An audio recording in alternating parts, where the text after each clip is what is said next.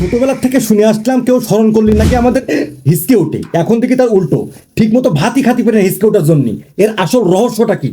তো দেখো, আমাদের লাঞ্চের নিচে পেটের উপরে ডায়াফ্রাম নামে মাসেল থাকে। আমরা যখন শ্বাস নিই তখন এই ডায়াফ্রাম উপর নিচে করে ভিতরে হাওয়া ভরার জন্য। এখন হয় কি, যখন আমরা অনেক বেশি খেয়ে ফেলি, বিশেষ করে কোনো অনুষ্ঠানে গিয়ে কবজি ডুবিয়ে, তখন পেটে জায়গা থাকে না, পেট ফুলে যায়। আর পেট ফোলার কারণে ডায়াফ্রাম উপর নিচে করতে পারে না। তখন ডায়াফ্রাম অন্যরকম রিয়েক্ট করে, ঠিকমতো কাজ করে না। আর এই জন্য লাঞ্চেও ঠিকমতো হাওয়া ঢুকতে পারে না। তার কারণে গলার ভিতরে একটা মাসেল আছে যেটা হাওয়া ভিতরে যাওয়ার সময় উপর নিচে করে। এখন ঠিকমতো হাওয়া ভিতরে না যাওয়ার কারণে গলার মাসেলও ঠিকমতো কাজ করে না, আর তখনই আমাদের হিসকে ওঠে।